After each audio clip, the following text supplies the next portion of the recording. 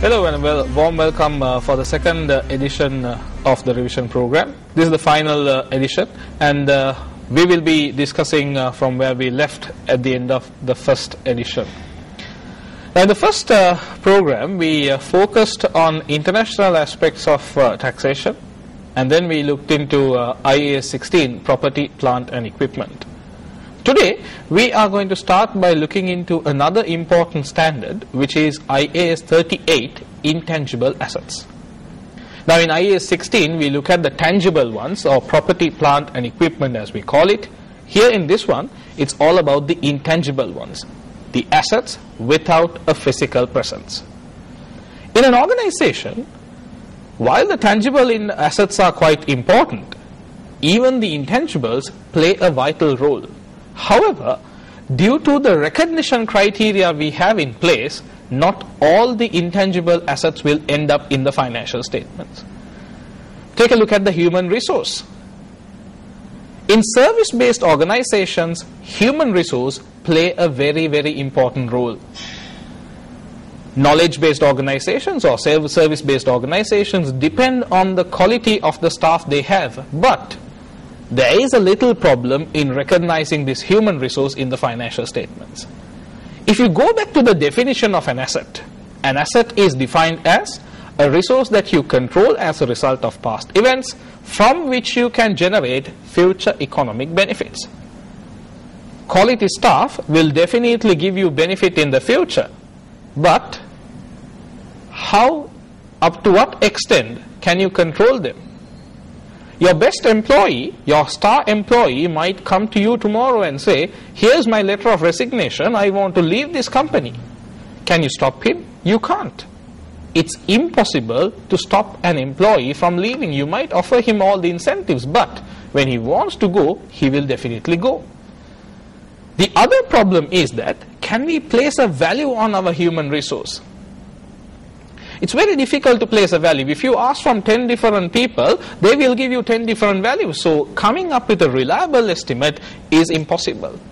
Because of this, human resource will never end up in the statement of financial position. It's an asset. It's a resource. But then again, because it's not meeting the asset definition, it's not going to end up in the financial statements. The first thing that you need to remember is that an intangible asset is an identifiable non-monetary asset without a physical substance.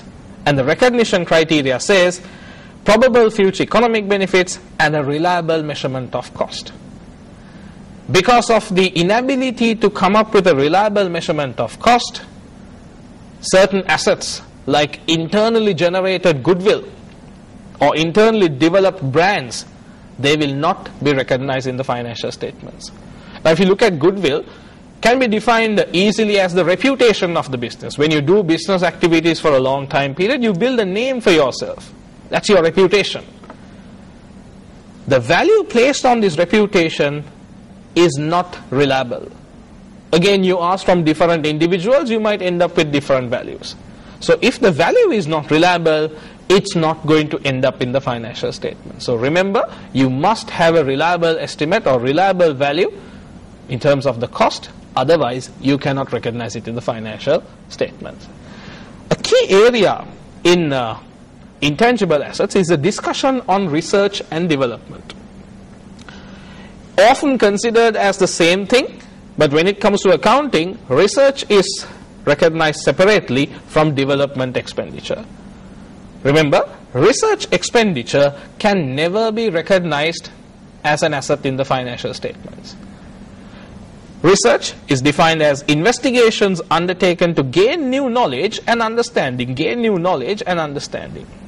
Sometimes it could be pure research, sometimes it could be applied research. Applied research is a little more focused. You have a predetermined objective, but then again, be it pure research or applied research, it can never be recognized in the financial statements. In other words, if it is going to be recognized in the financial statements, it must meet the criteria for development expenditure. So what will happen to research cost? What will happen to research expenditure? Research expenditure needs to be set off as an expense in the financial statements. It can never be an intangible asset for you. It will be written off as an expense in the income statement. Sometimes examiner will use research and development expenditure to confuse the student a little bit. They might throw in a scenario where you are going to experience some research expenditure being capitalized, being already capitalized by the organization, already capitalized. Then again, you are supposed to know that even if they have already capitalized, this is incorrect, and we are supposed to take it back and charge it to the income statement as an expenditure. When you look at the other side of research and development expenditure, we are looking at development expenditure. This could be capitalized. However, in order to capitalize development expenditure as an intangible asset, there are 6 conditions that we are supposed to satisfy. Let's take a look at the 6 conditions. First one says, able to use or sell, or we call it the ability to use or sell. Either you're able to use it within your organization, or you are able to sell it to someone outside the organization, to a customer. Intent to complete. Not that you are planning to abandon the project, you want to complete the project, you want to fully complete it and make it work.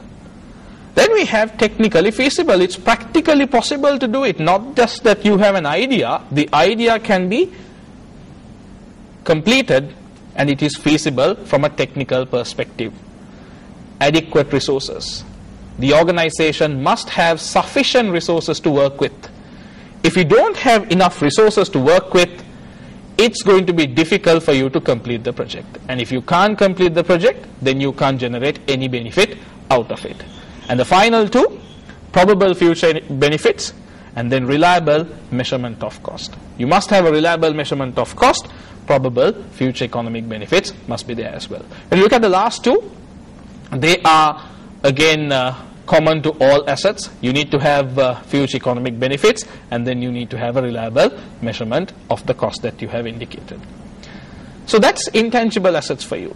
Remember, research will never be capitalized as an intangible asset. Development expenditure will only be capitalized provided the 6 conditions have been satisfied. Let's move down to the next standard. Again, a standard that is relevant towards assets. IAS 36, impairment of assets. Impairment. What exactly is an impairment? Impairment is similar to a revaluation loss. Now, we've discussed revaluations. We said that revaluations, what we do is we compare the carrying value with the market value, and if the market value is less than the carrying value, we can call it a revaluation loss. Impairment is also somewhat similar, but then again, the concept of impairment is a little broader than a general revaluation loss. Sometimes, certain factors beyond your control can cause the value of the asset to drastically come down. For example, during the accounting period, a fire took place and a building was destroyed by a fire.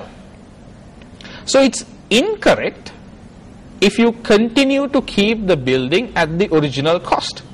Why are we saying it's incorrect? Because the building has been destroyed. It's no longer having the same value it had before the destruction. So what we are going to do in impairment of assets is that we are going to look at the maximum value, the highest value that we can have for an asset in the financial statements. It could be for tangibles, it could be intangibles, you can use it even for investments.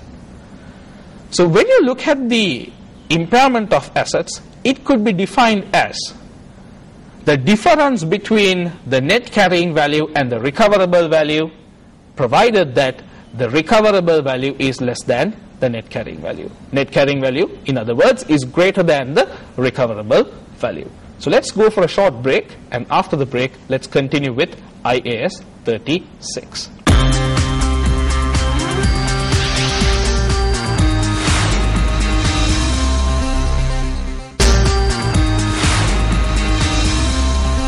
Welcome back.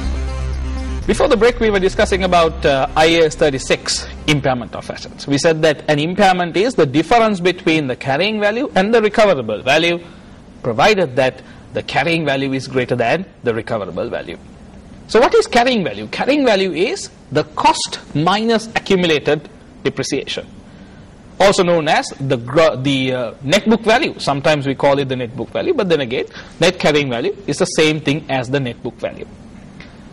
The standard gives us an indication, a guideline as to how we can determine the recoverable value. The recoverable value, as you can see, is the higher of net realizable value and value in use.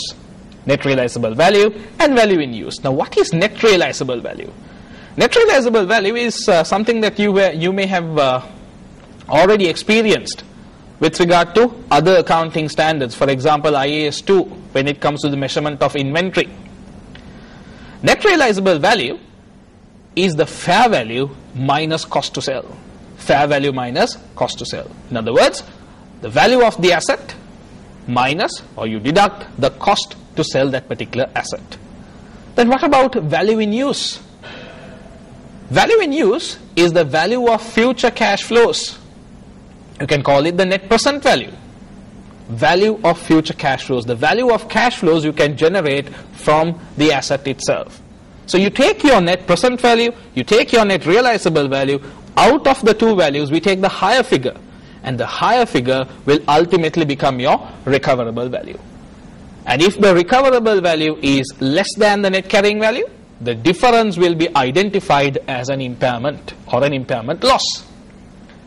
Now, how to account for an impairment loss? When you have an impairment, you must always ask the question, this asset that is subject to an impairment, have we revalued this asset before? Has this asset been revalued before? If the asset has been revalued before and if you have recognized the revaluation gain, the impairment must be first set off against the revaluation gain. You can set off the impairment up until your revaluation gain is fully utilized, or you make your revaluation gain zero. Sometimes we have a situation where the impairment loss is greater than the revaluation gain that you have recognized. So what are we going to do in these situations? If you come across a situation like that, where the impairment loss is more than the revaluation gain that you have recognized, then the impairment loss will be first charged against the revaluation gain until you make it zero, and anything excess will end up in the income statement as an expense. But if you don't have a revaluation gain, then it's quite straightforward. The full impairment loss will end up in your income statement directly as an expense. So remember, impairment of assets, net carrying value greater than the recoverable value, difference will be identified as an impairment, where the recoverable value is the higher of net realizable value and the value in use. Moving down to the next standard, we're looking at IAS 10, events after reporting date, a very short standard, but then again tested often by your examiner as a part of your company accounts question. Events after reporting date. Now, what is reporting date? Reporting date is your SOFP date, the year end as we call it, the date on which the financial statements are prepared. Events after reporting date are the events that take place between your reporting date and the date on which the financial statements are approved by the directors. Remember, the preparation of financial statements will complete only when the directors give their approval. So once the directors approve them, then the accounting process is fully completed. Certain events can take place between your reporting date, between your year end and the date the directors approve them, which can have an impact on the financial statements that you're preparing. Even if the year is concluded, there may be certain impact on these activities in the figures that you are reporting. So what we are looking at here is all events that take place after the reporting date, where we divide them broadly into two categories. First we have the adjusting events, and then we have the non-adjusting events. Adjusting events will require an adjustment to be undertaken in the financial statements. Even if the year has been completed, even if the event occurs after the year has been completed, it will require an adjustment to be undertaken. But then again, non-adjusting events, as you can see, it's not something that will require a numerical adjustment. Even though the event occurs after the reporting date, you do nothing, you don't have to worry about it, no adjustment is required. Now, how to determine between adjusting and non-adjusting? An adjusting event is where there is a condition that was existing at the date of reporting. At the date of the statement of financial position, a condition existed. But when it comes to a non-adjusting event, no condition existed at the reporting date. It occurred after the reporting date itself. Say, for example, your year end is 31st of December. Financial statements have not been completed. You're still doing your financial statements. On 31st of January the next year, a flood destroys a warehouse. So you have a situation where a flood is destroying your warehouse, the entire building is gone, you are in a spot of bother. Is it adjusting or non-adjusting? The flood took place on 31st of January. Your reporting date is 31st December. You had no idea whatsoever at 31st of December that your warehouse is going to get destroyed, your building is going to get destroyed. Accordingly, there was no condition at the reporting date. And if there was no condition, no adjustment is required. However, something important, if this non-adjusting event is material, you need to provide a disclosure. A disclosure must be provided within notes to the accounts so that the users will get to know there was an event after the reporting date which can have an impact in the organization's future. So no numerical adjustment is required for non-adjusting events, but if it is material, it will require a note to be made available in the financial statements. So when you look at adjusting events, one of the important things in terms of the examination is to take a look at your dividends. Dividends, there are two forms of dividend. You got your interim dividend and you got your final dividend. What's the difference between the two? Interim is the dividend that is declared and paid during the year itself, whereas a final dividend is a dividend that is determined, declared after the year is concluded. Remember, a final dividend can only be derived once the accounting period is completed. Therefore, when it comes to a final dividend, it's not going to be an adjusting event. That is why a final dividend is always reported as a part of notes in the financial statements, Then what about the dividend figure that we show in the statement of changes in equity? In the statement of changes in equity, we do show a dividend figure. This comprises of two elements. As we said, there are two areas of dividends, interim and final. So what are the dividend that we are going to show in the statement of changes in equity? It will definitely include the interim dividend for the current year, the year of reporting, and also it will include the final dividend for the previous year. So when you are showing a dividend in the statement of changes in equity, it comprises of the final dividend for the previous year and the interim dividend for the current year itself. So again, adjusting events will require a numerical adjustment. Non-adjusting events will not require a numerical adjustment, but if it is material, you need to provide a note in the financial statements. So that's IAS 10 events after the reporting period. Let's go for a break and then continue with the next accounting standard. Welcome back. The next accounting standard that we'll be looking at is IAS 32 financial instruments. Now with regard to financial instruments, there are quite a few accounting standards. We have IAS 32, which helps us to classify the financial instruments. Then we have IAS 39, which helps us to come up with the accounting side of it. And then we have IFRS 7, which is not within your syllabus, that talks about the disclosures. So you will be looking at 32 and 39, but not the entire standard is examined at your level. Only selected areas from IAS 32 and 39 will be tested. IFRS 7 is not examined. where the full standard 32 and 39 will be examined in financial management, that is of course at the next level. So financial instruments. Why would an organization issue financial instruments?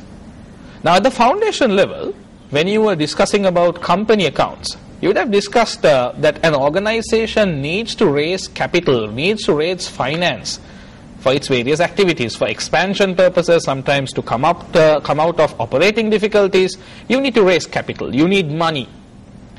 So how can capital could be generated? There are two ways capital could be generated by an organization. One way is for the shareholders or for the owners to inject money to the organization. Now when shareholders give money to the organization, they will expect a return. They will expect to have ownership in the company, and they will also expect a return on their investment. The other form of raising capital is to borrow money. You can go to lenders. Now lenders could be institutional lenders like banks or financial institutions, or it could be individual lenders. For example, if an organization is issuing debentures, you will get money, but the money comes from individuals. But they won't become owners of the company, they will only have a right to receive their money back. So what you need to understand is that when an organization issues a financial instrument, for the issuer, for the issuing organization, it could be either equity or debt. Equity is where ownership is granted, debt is where a capital is going to get repaid. Another thing that you need to realize is that a financial instrument is a contractual agreement, and for any agreement you need to have at least two parties. So in a contractual agreement which represents a financial instrument, you will have the investor on one side and you've got the issuing organization, or we call the investee, on the other side. For the investor, it's always going to be a financial asset. For the investee organization, it will be either an equity instrument or a financial liability, or we call it a debt instrument. So as you can see here in this diagram, financial instruments issued by the organization can be divided between equity and debt, whereas financial instruments purchased, investments, we call them financial assets. What we need to realize is that be it a financial asset, a financial liability or debt, or even an equity instrument, initial recognition will be the same. Now what is initial recognition? Initial recognition is the first time accounting. First time accounting will always be at fair value. Now what is fair value? As a general rule, we can say the fair value is the market value. The market value is what we are going to consider when it comes to the first time accounting.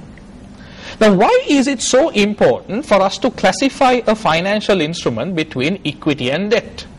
As you know, equity and debt, they do have a relationship. This relationship is known by the gearing. The gearing ratio will help us to determine the relationship between debt and equity. So if you classify financial instruments incorrectly, it will affect your gearing ratio. It will affect your future borrowing capability. It will affect your liabilities in the statement of financial position. So classification between equity and debt is very, very important. Sometimes certain financial instruments are very straightforward in terms of classification. Say for example, ordinary shares. Ordinary shares can be defined as equity because ordinary shareholders are owners of the business. Likewise, if you take a bank loan or a lease, it's a liability. The bank or the leasing company will never become owners of the business. They will only have a right to receive their money back along with any interest that you're supposed to pay. So it's a liability, very clear-cut liability. But then again, certain financial instruments are not very, very straightforward. Say for example, preference shares.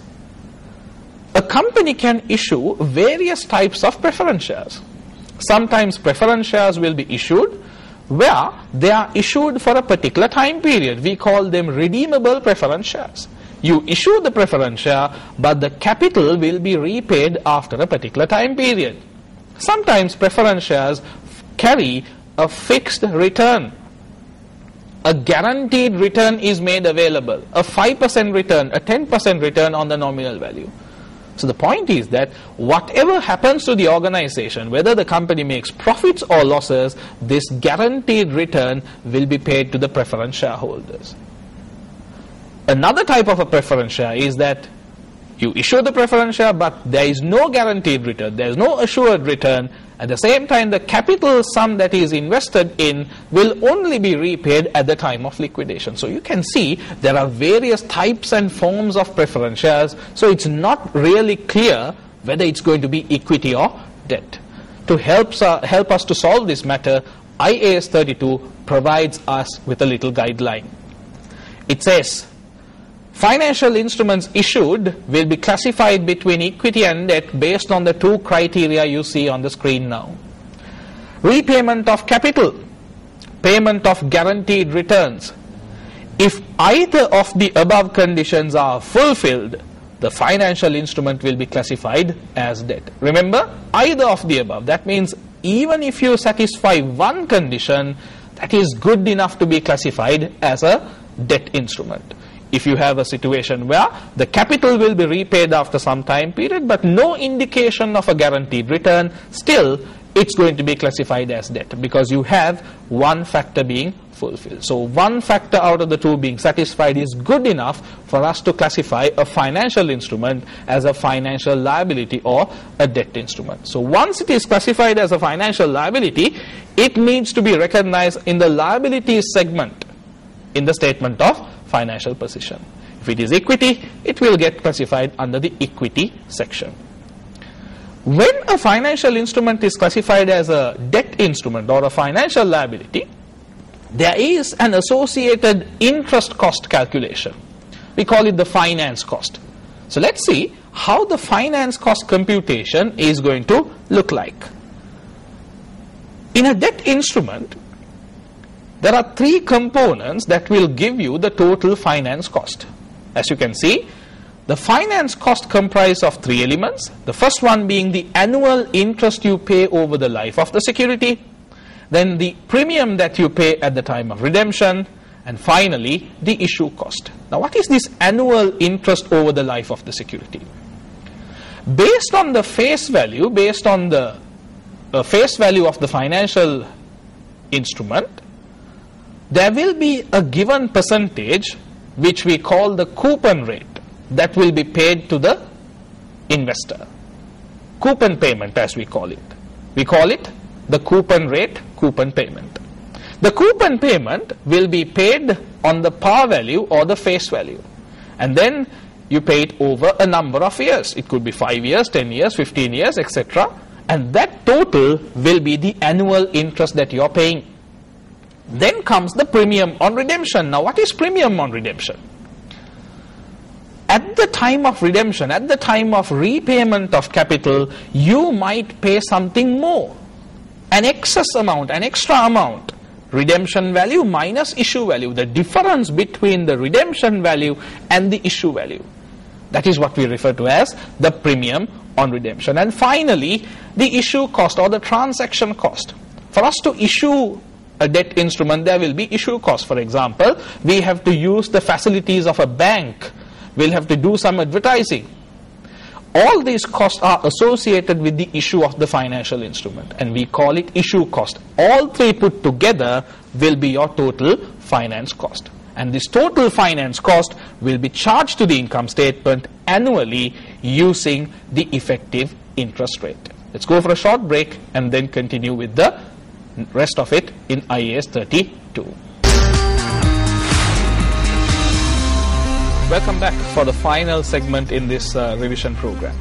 Before the break, we were talking about the total finance cost, and we said that the total finance cost comprised of three components: annual interest, premium on redemption, and the issue cost. So let's take a look at a small example to see how this is being examined by your examiner. CR issued 200,000 $10 redeemable 5% preference shares at par on 1st of April 2008. Now when you look at this financial instrument, you can see it contains the word redeemable. Redeemable means the capital is going to get paid back. Redemption of capital. So that is good enough for us to classify this as a financial liability. On top of that, there is a 5% return, 5% preference shares, guaranteed return is there. So that guaranteed return is another factor that will help us to classify this as a financial liability. The shares were redeemable on 31st of March 2013 at a premium of 15%, so which is a premium on redemption, and then there is an issue cost amounting for $192,800. We are supposed to calculate the total finance cost. So the three components will come together: annual interest, premium on redemption, and issue cost. So if you look at the annual interest, going back to the question, we pay annually interest at 5% for how many years? 2008 to 2013, that means we are paying it over 5 years. What is the par value? 200,000 preference shares, each share has a par value of $10. So it's altogether 2 million. 2 million into 5% over 5 years, we pay annual interest which amounts for 500,000. Then at the time of redemption, we pay a 15% premium. Now 15% premium on what? 15% premium on the issue value. 200,000 at $10, 2 million. On that we are paying a 15% premium. A 15% premium amounts for 300,000, and finally the final component is the issue cost of 192,800.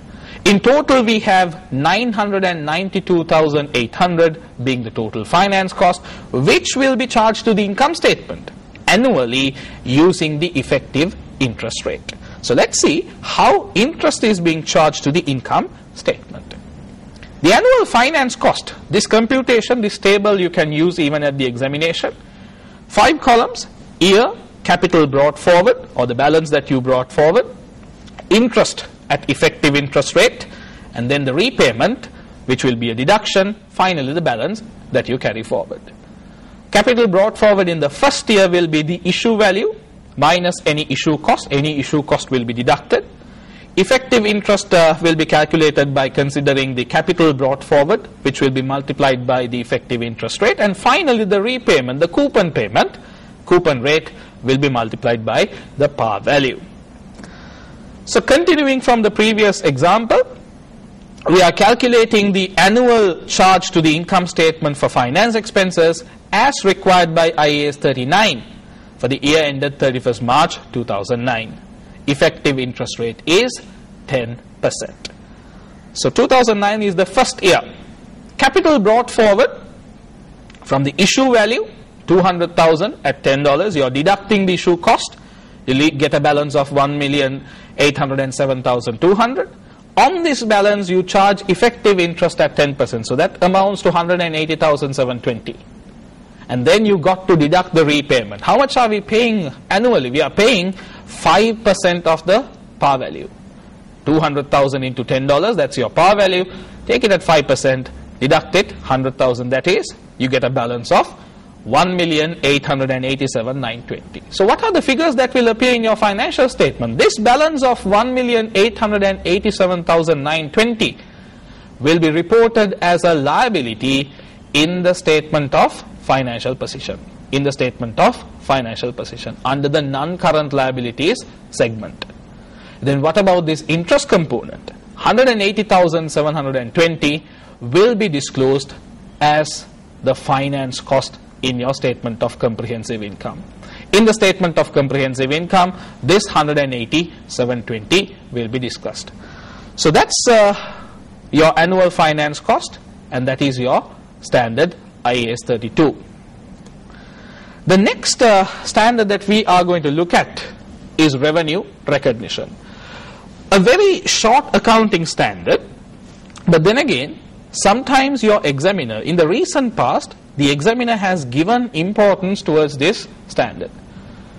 Often tested as a small adjustment in the company accounts question. Sometimes the examiner might want you to give a little explanation on a particular transaction or an event that will test your knowledge on IAS 18. So as discussed in IAS 18, an organization can generate revenue in various ways. There are 5 ways that is being identified. Sale of goods, providing a service, interest received, dividends received, and royalties received. When it comes to sale of goods, the standard says that there are 5 conditions that you're supposed to satisfy. 5 conditions that you're supposed to satisfy. The first one is that it is reasonably certain that the buyer will pay. The second one, cost can be measured reliably. Third one, revenue can be measured reliably. Fourth one, significant risks and rewards are transferred to the buyer. And the last one being, the seller has no continuing influence over the goods sold. Remember, if we are to recognize revenue from sale of goods, all 5 conditions must be satisfied. Let's take a look at the 5 conditions again. Reasonably certain that the buyer will pay. If we are not certain that the buyer will pay, then we are unable to recognize it as a revenue. Now, even if you look at a credit sale, we offer credit to a customer when we have a degree of certainty that the client or the customer is going to pay us. Then only credit will be offered. So a credit customer is created when there is a degree of confidence that the customer is going to pay. Now, if you have any influence over the goods sold, the customer can't use the goods the way he wants. So you cannot, as the seller, have any continuing influence over the goods that are being sold. And then we have significant risks and rewards. As the seller, you can't have any exposure towards risks and rewards. You got to transfer these to the buyer. You got to transfer these to the buyer. And then cost and revenue. You got to come up with a reliable measurement. Otherwise, it's impossible to recognize it in the financial statements. Then we look at the provision of services. 4 conditions are there. Cost can be measured with a degree of reliability. Revenue can be measured with reliability. It is reasonably certain that the client will be paying for the services. And the point of completion, the point you complete your service, can be identified. You can clearly identify at which point the service is going to be completed. Say, for example, you go to a bank.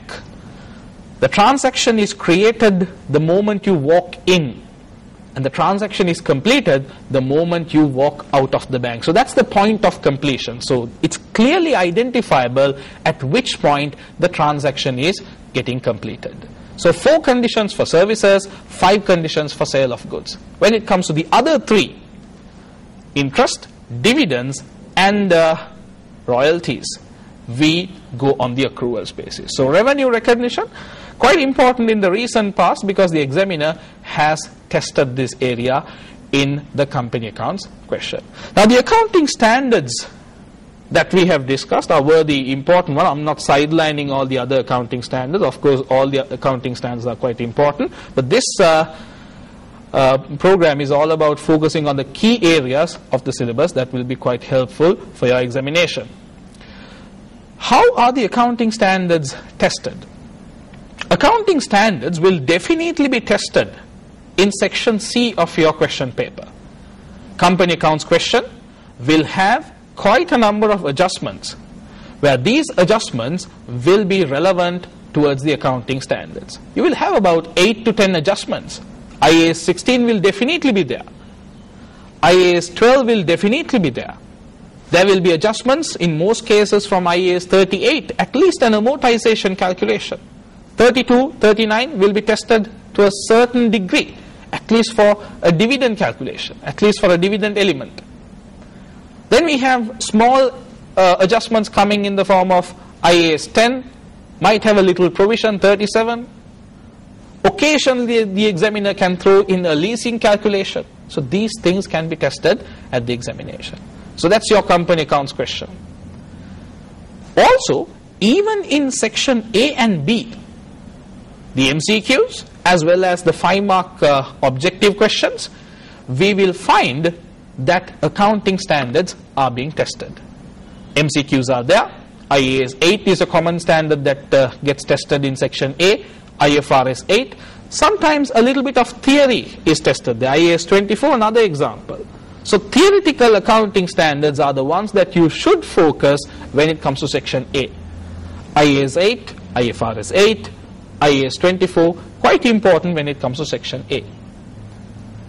When you look at section B, 5-mark questions, usually quite a number of questions will be allocated towards taxation, But then again, there will be some questions allocated towards accounting standards as well. IAS 12 has a tendency to get tested in the second section, in section B. A deferred tax calculation, a little explanation sometimes as to how deferred tax is created. This is something that you might find in section B. Now, looking at the past papers and the reports provided by your examiner, at the end of each examination, the examiner has identified clearly certain areas for improvement. In the computational questions or calculation-based questions, the examiner has always been complaining about the layout of the answers, formats. Now, in November 2013, there were two questions. One question, question 3 was a company accounts question, question 4 was a cash flow based question. Examiner's post-exam guide said very few students attempted question 4, and only a few got it right in terms of formatting. Some students have included income statement items in the cash flow. Some have gone and included SOFP items in the cash flow. So the examiner has clearly indicated that he is not happy with the formats. So you got to be thorough with your formats. Remember, you can't create your own format. You got to comply with the format as given in the standard. IAS 7 for cash flows, IAS 1 for SOFP, SOCI, and the statement of changes in equity. Another thing to note is that other comprehensive income, some questions don't have other comprehensive income. There is nothing to disclose on the other comprehensive income. Remember, even if other comprehensive income is not there, you got to show other comprehensive income section and put it as 0. Because if you stop with the profit for the accounting period, you're stopping your answer with the income statement. You're not going into the other comprehensive income, which is an integral part of the statement of comprehensive income. So you got to understand that formatting is critical, layout is critical. Workings is another essential thing. Failure to show workings. When you look at the recent past papers and the post-exam guides, the examiner has clearly mentioned in all his reports that if you don't show your workings, you are not going to get marks. Remember, some students are quite comfortable in doing all their calculations using the calculator, which is quite smart.